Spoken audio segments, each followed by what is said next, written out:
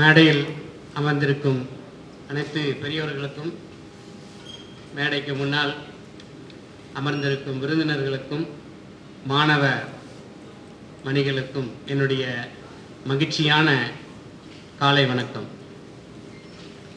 இந்த நிகழ்ச்சியில் கலந்து கொள்வது மிக பெருமையாக இருக்கின்றது, அதே நேரத்தில் மகிழ்ச்சியாகவும் இருக்கின்றது.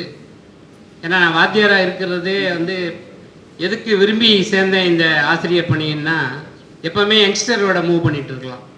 இந்த இளைஞர்களோட மூவ் பண்ணும்போது நம்முடைய மனமும் உடலும் எப்போவுமே இளைஞராக இருக்கிற மாதிரியே தோணும். நம்ம வயசெல்லாம் மறந்துடும். ஸோ பாடம் ஒரு வருஷமும் புது புது பாசங்களில் பார்க்கும்போது நம்மளுக்கு அந்த புத்துணர்ச்சி கிடைக்கும்.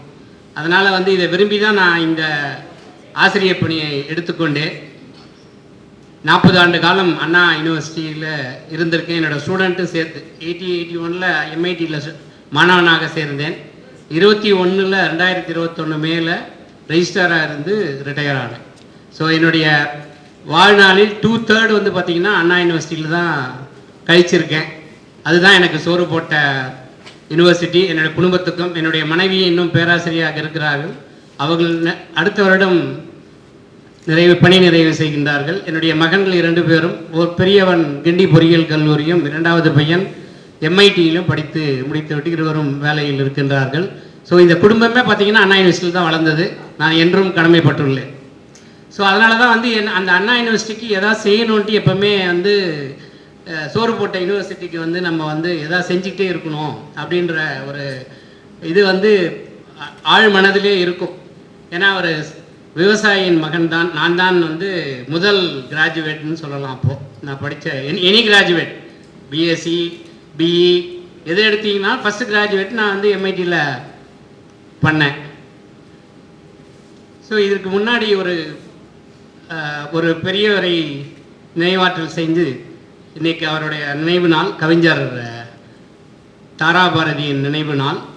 அவர் சொன்ன ஒரு இடித்துறை வரிகளை பார்த்துவிட்டு நான் வருகின்றேன். வெறுங்கை என்பது முடத்தனம், கைவிரல்கள் 10 மூலதனம் என்ற இடித்துறைகளுக்கு உரித்தானவர் கவிஞர் தாராபாரதி. அவருடைய இயற்பெயர் ராதாகிருஷ்ணன்.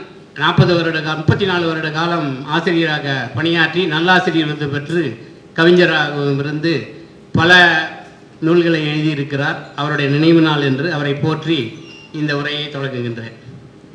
ஸோ இதில் பார்த்தீங்கன்னா எனக்கு முன்னால் பேசிய இருவருமே மிகவும் வாழ்க்கைக்கு வேண்டிய ஒரு அறிவுரை எடுத்துக்கலாம், இல்லைன்னா ஒரு ஷேரிங்காகவும் எடுத்துக்கலாம். அதுபடி நடக்கணும்னா ரொம்ப கஷ்டப்படும். நேர்மையை பற்றி இதான் பேசினார், 2 பேருமே பேசியிருக்காங்க. நேர்மையாக இருக்கிறதுல சந்தோஷம் என்னென்னா, கஷ்டம் இருக்கும் நிறையா அதில். ஆனால் நீங்கள் தலை நிமிர்ந்து நிற்கலாம். நேர்மையாக இருந்தீங்கன்னா தலை குனிவே இருக்காது. நான் அதை பின்பற்றியவன். நிறைய டிஃபிகல்ட்டிஸும் அதனால் ஃபேஸ் பண்ணியிருக்கேன். கடைசி வரையிலும் அந்த நேர்மை தவறாமல் என்னுடைய பணியை ஆற்றியிருக்கின்றேன். ஸோ ஒரு சாதாரண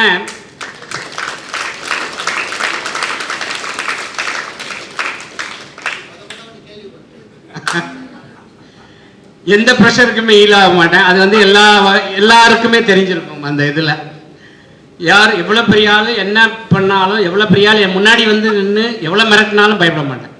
ஏன்னா அந்த நேர்மைன்ற ஒன்று மட்டும்தான் எனக்கு அந்த தைரியத்தை கொடுத்தது. ஸோ நேர்மையாக இருக்கிறது அவ்வளோ ஈஸி கிடையாது. ஆனால் அதை ப்ராக்டிஸ் பண்ணணும். ஒருவருமே ப்ராக்டிஸ் பண்ணணும். அதை ஈஸியான வழியில் பொருள் ஈட்டலான்னு சொல்லி அது நிற்காது. ஃபேம், மெட்டீரியல், இதெல்லாம் பெருமை, பணம், பொசிஷன், இதெல்லாம் momentary pleasure. What you contributed to the society is going to give a permanent pleasure to us. So அதனால தான் அந்த இளைஞர்களாகிய நீங்கள் கண்டிப்பாக இதெல்லாம் மனசில் நிலைநிறுத்தி நடக்கணும். அது ரொம்ப காலத்தின் கட்டாயமாக இருக்க வேண்டியது. ஏன்னா அதிகாரி நீங்கள் எல்லாம் பெரிய அதிகாரிகள் வரலாம், இல்லை டாக்டரை உங்களை நோபல் ப்ரொஃபஷன், 2 ப்ரொஃபஷன் தான் நோபல் ப்ரொஃபஷன் சொல்லுவோம். ஒன்று டீச்சிங் அண்ட் மெடிசன். இது 2த்துக்குமே எங்கே பார்த்தாலும் கைகூப்பி வணக்கம் தெரிவிக்கின்ற ப்ரொஃபஷன். நீங்கள் திடீர்னு ஏர்போர்ட்டு போவீங்க, முன்ன பின்ன நம்மளுக்கு அடையாளம் தெரியாது. ஏன்னா நம்ம நிறையா 40 வருஷம் நிறைய ஸ்டூடெண்ட் நம்ம பார்த்துருப்போம். நம்மளுக்கு ஒரு சில இது மறந்துருக்கும். ஆனால் அவன் ஆசிரியரை மறக்க மாட்டான். வந்து திடீர்னு வந்து வணக்கம் வச்சு நின்று பேசி விசாரிச்சுட்டு போவாங்க. அது அந்த ரெஸ்பெக்ட் வந்து இந்த டீச்சிங் ப்ரொஃபஷனுக்கு, அதே மாதிரி டாக்டர் ப்ரொஃபஷன். ஸோ இது ரெண்டுத்துக்குமே, ஏன்னா உயிர் காக்கிறவங்க டாக்டர். கடவுளுக்கு அடுத்துன்னு சொல்கிறது, கடவுள் வழியாக வந்து இவங்க தான் வந்து காப்பாற்றுறாங்க. எந்த ஒரு இது வந்து நிறைய பேர் பாருங்க, என் சொத்து ஃபுல்லாக எழுதி கொடுத்துட்றேன் எப்படியாச்சும் காப்பாற்றுங்க அப்படி யாருக்கிட்ட நிற்கிறாங்க? டாக்டர்கிட்ட தான் வந்து நிற்கிறாங்க. அவங்க கடவுளாக பார்க்குறாங்க. ஸோ அதனால் உங்கள் அனைத்து பேருக்கும் எங்களுடைய மனமார்ந்த வாழ்த்துக்கள். ஃபஸ்ட்டு நீங்கள் டாக்டராக செலக்ட் ஆனதுக்கு. அதில் வந்து பார்த்தீங்கன்னா இந்த முகவரி ஃபவுண்டேஷனோட வாய்ப்பு கிடைத்ததுக்கு வாழ்க்கையில் நீங்கள் மறக்க முடியாத ஒரு, you're all blessed. I think you're all blessed. Every one will not get this particular chance. நிறைய பேருக்கு இருக்காங்க, நிறைய பேர் படிச்சிருக்காங்க, அவங்களுக்கு எங்கே போகிறதுன்னு வழி தெரியாமல் இருக்காங்க, யார் படிக்க வைப்பாங்கன்னு தெரியாமல் இருக்காங்க, எங்கே போய் பேசுறது, யாருக்கிட்ட உதவி கேட்குறதுன்னு தெரியாமல் இருக்காங்க. அதுக்கு இந்த டெடிகேஷன், டிட்டர்மினேஷன், டிசிப்ளின் அப்படின்னு பார்த்தீங்கன்னா பெஸ்ட் எக்ஸாம்பிள் வந்து ரமேஷ் தான். ரமேஷ் வந்து எனக்கு ரொம்ப காலமாக தெரியும். அவர் வந்து சுயநலம் மற்றவர், தன்னலமற்றவர். அவர் இன்னும் நான் எல்லா மேடையிலையுமே சொல்லிட்டு இருப்பேன் இதை. அவர் மேலே கோவப்பட்டாலும் திருமணம் செய்து கொள்ளாமல் இந்த பணியை செய்து கொண்டிருக்கின்றார். எங்கே திருமணம் செய்து கொண்டால் இந்த பணியை ஆற்றுவது கடினமாகி விடுமோ என்ற ஒரு சிறிய அவருக்கு சந்தேகம் இருக்கின்றது. மற்றபடி என்ன பிரார்த்தனையெல்லாம் என்னன்னா, அவருக்கு எப்படியாச்சும் ஒரு இதே மாதிரி ஒரு சேம் ஃப்ரீக்குவென்சி உள்ள அவங்க வந்தால் கண்டிப்பாக வருவாங்க. அது நடக்கும்ன்ற இன்றைய தேதியிலையும் நான் வந்து ஆண்டவனை வணங்கி வேண்டி கேட்டுக்கொள்கின்றேன். ஏன்னா அவங்களுக்குன்னு ஒரு கம்பெனியன் இருந்தால் தான் இந்த தொழிலை வந்து இன்னும் சிறப்பாக குடும்பத்தை கொண்டு போகலாம். ஏன்னா அவருக்கு வந்து பெரிய குடும்பம். எனக்கெல்லாம் 2 பையன்தான், அவருக்கு எத்தனையோ குழந்தைகள். அதை பற்றி தான் என்றைக்குமே நினச்சிட்டு அவருக்கு ப்ரெஷர் ஏன் ஏறுது? அவருக்குன்னு எக்ஸ்பெக்டேஷன் எதுவுமே கிடையாது. ஏன்னா எல்லாருக்கும் எப்படி சேர்க்கறது, எப்படி படிக்க வைக்கிறது, எப்படி பண்ணுறது, ஒருத்தரையும் எப்படி அக்காமடேட் பண்ணுறது அப்படின்ற ஒரு ஏக்கத்தோடு இருக்கிறதுனால தான் அந்த வந்து ஒரு ஆங்ஸைட்டி, அந்த ஆங்ஸைட்டி தான் அவருக்கு வந்து ப்ரெஷரை இருக்குது. பட் அவர் உடல்நலம் நன்றாக இருந்து பல்லாண்டு வாழ வேண்டும். அதுக்காக இந்த முகவரி ஃபவுண்டேஷன் ஸ்டூடெண்ட்ஸ் தான் அவருக்கு வந்து அந்த என்கரேஜ்மெண்ட்டை கொடுக்கணும் ஃபுல்லாக. உங்களுக்கெல்லாம் நான் வேண்டிக் கொள்வது என்னவென்றால், நீங்கள் எப்பொழுதும் தாய் தந்தையரையும் மறக்கக்கூடாது. இரண்டாவதாக இந்த முகவரி ஃபவுண்டேஷனையும் ரமேஷையும் மறக்கக்கூடாது. ஏன்னா இதுதான் உங்களை கை கொடுத்து தூக்கி வளர்த்தது. ஏன்னா நானும் நிறைய முகவரி ஸ்டூடெண்ட்டை பார்த்துருக்கேன் அண்ணா யூனிவர்சிட்டியில். கண்டுபிடிச்சிருவோம், எப்படி இருந்தாலும் கிளாஸ் எடுக்கும்போதே பார்த்து கண்டுபிடிச்சி ரூமுக்கு வர வச்சு, ஓப்பனாக பேச மாட்டோம், அதெல்லாம் கிளாஸ் ரூம்லலாம் பேச மாட்டோம், தனியாக ரூமுக்கு வர வச்சு பேசுவோம். அப்போ தான் வந்து ஃப்ரீயாக பேசுவாங்க. ஸோ அதில் வந்து சொல்லும் போதெல்லாம் பார்த்தீங்கன்னா முடிச்சுட்டு போகும்போது வேறு மாதிரி போயிடுவாங்க. ஒரு சிலர், எல்லாரும் கிடையாது, ஒரு சிலர் அப்படி இருக்கக்கூடாது என்பது என்னுடைய வேண்டுகோள் உங்கள் அனைத்து மாணவர்களுக்கும். ரெண்டாவது ஒரு மோட்டிவேஷனுக்காக சொல்கிறேன். It is not for to boost myself. நேரம் குறைவாக இருப்பதனால் என்னையே வந்து என்னுடைய வாழ்க்கையே உங்களுக்கு வந்து ஒரு முன்மாதிரியாக உங்களுக்கு சொல்லுகின்றேன்.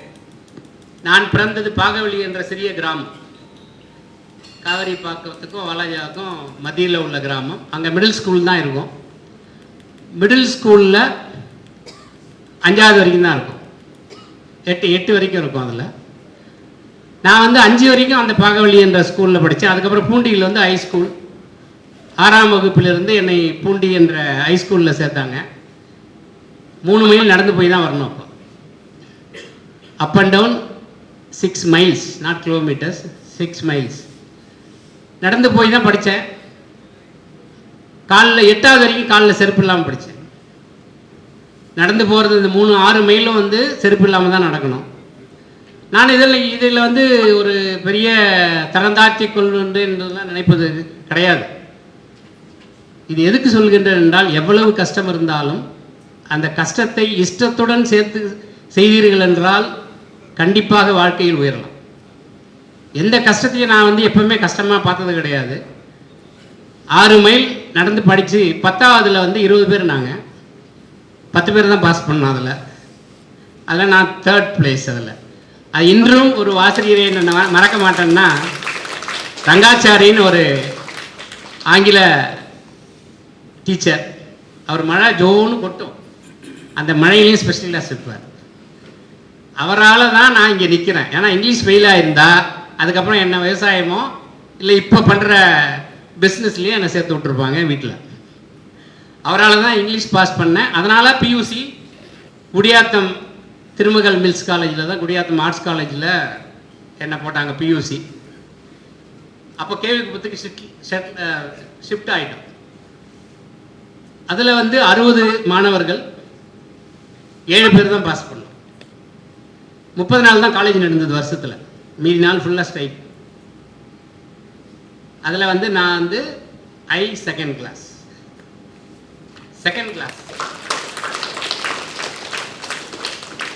அதனால் கண்டிப்பாக இன்ஜினியரிங் கிடைக்காது. அப்போ பியூசி இன்ஜினியரிங் வந்து 8 காலேஜ் தான் இருந்தது. அப்போ கவர்மெண்ட் காலேஜ், பணம் கொடுத்தாலாம் இப்போ சீட்டெல்லாம் வாங்க முடியாது, மெரிட்டில் தான் வாங்க முடியும்.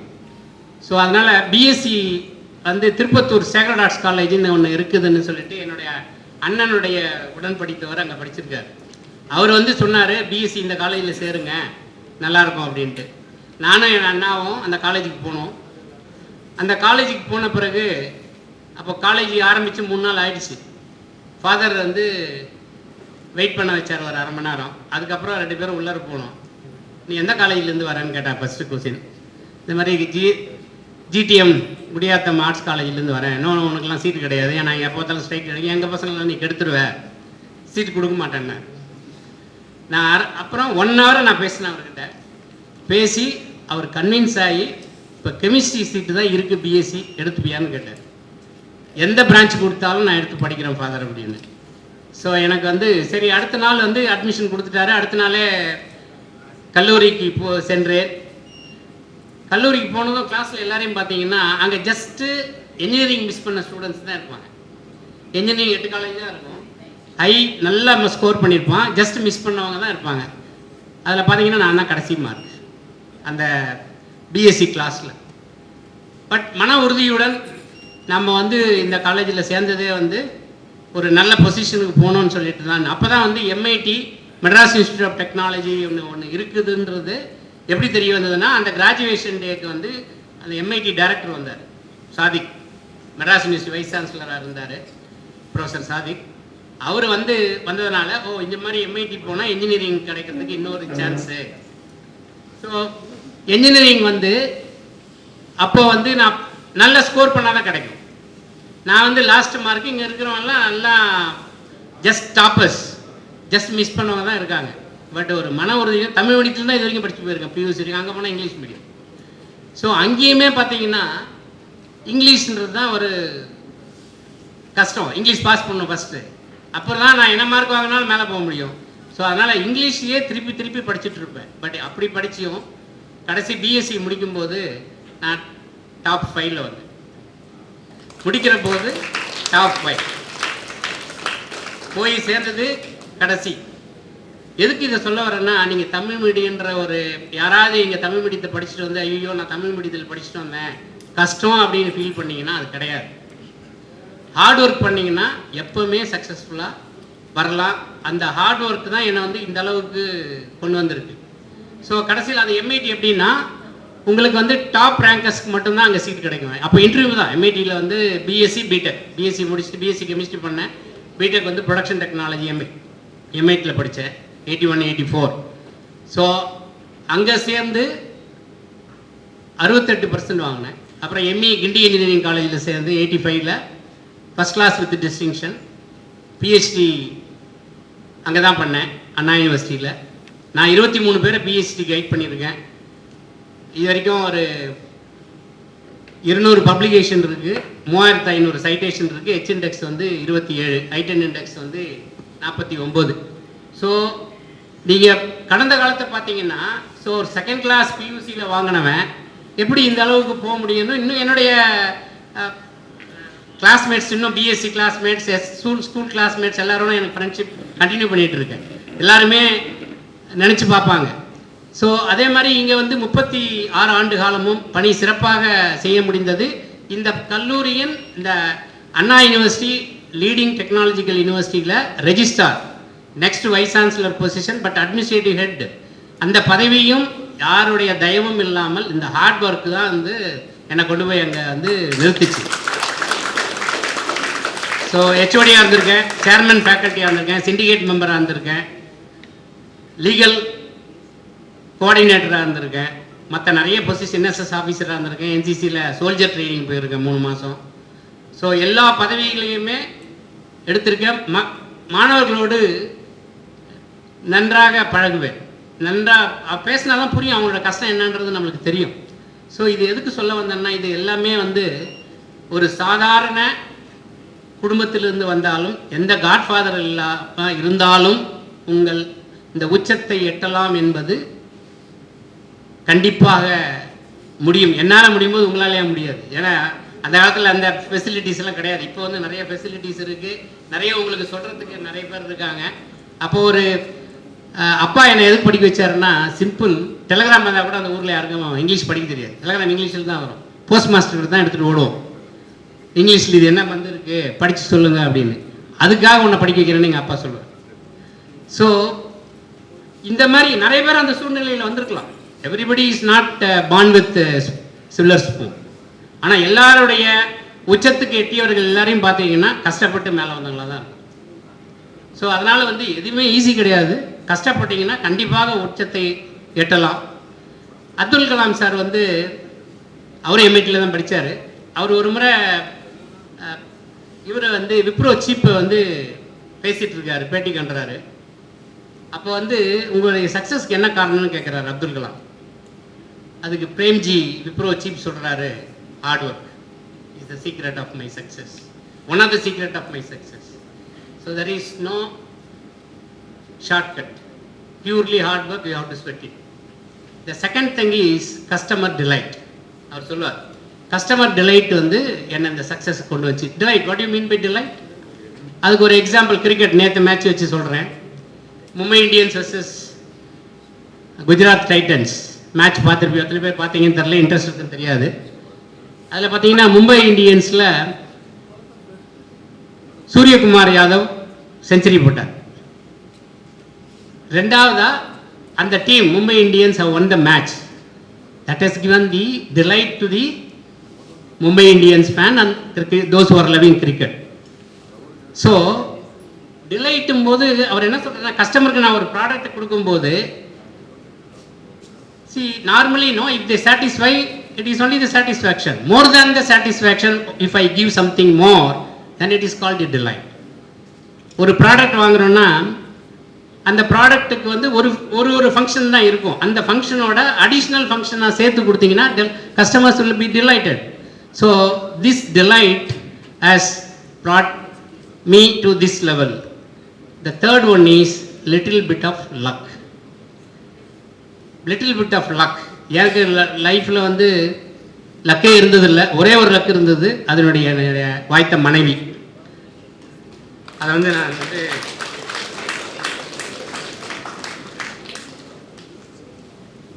பெருமையாக சொல்லிக்கிறேன். ஏன்னா நான் இந்த அளவுக்கு வளர்ந்ததுக்கும் என்னுடைய மாணவர்கள், என்னுடைய குழந்தைகள் வளர்ந்ததுக்குமே அவங்க பெரும் பங்கு ஆற்றிருக்காங்க. அவங்க என்னை ஃப்ரீயாக விடலைன்னா என் லைஃப்பில் இவ்வளோ தூரம் நான் சக்ஸஸ்ஃபுல்லாக வந்திருக்க முடியாது. ஸோ இதெல்லாம் எதுக்கு சொல்லணும், little bit of luck if you have, you can achieve more, that's all. But you can't believe only luck, you can't believe only luck, you have to be work very hard. So இதுலேருந்து நிறைய பேசிகிட்டே போகலாம். இன்னொரு அக்கேஷனில் நான் வந்து உங்களோட பேசுகிறேன், நிறைய டைம் இல்லை. இதிலேருந்து என்ன தெரிஞ்சுக்கணும் நீங்கன்னா, ஹார்ட் ஒர்க் பண்ணிங்கன்னா, அதே மாதிரி எப்போவுமே கஷ்டப்படாதீங்க, எல்லாத்தையும் விரும்பி செய்யுங்க. எந்த வேலையை செஞ்சாலும் விரும்பி பண்ணிங்கன்னா அது ஈஸியாக இருக்கும். ஃபார் எக்ஸாம்பிள், உங்கள் ப்ரொஃபஷனலி அனட்டாமின்னு ஒரு சப்ஜெக்ட் இருக்குது. அந்த அனட்டாமி சப்ஜெக்டில் போய் இன்ட்ரெஸ்ட் இல்லாமல் உட்காந்து, it is a burden for you. Definitely it is a burden for you. You can't sit for 3 hours. But if you have interest in this, that 3 hours will not be look like 3 hours. It will be a few seconds. So show interest. Whatever you do with interest. Definitely it will be interesting and you will come up. So in the occasion la என்னை இங்கு வாய்ப்பளித்து முகவரி ஃபவுண்டேஷனுக்கு என்னுடைய மனமார்ந்த நன்றியையும், இந்த மாணவர்கள் அனைவர்களுக்கும் best wishes and congratulation once again to you. வாழ்க வளமுடன். நமஸ்காரம்.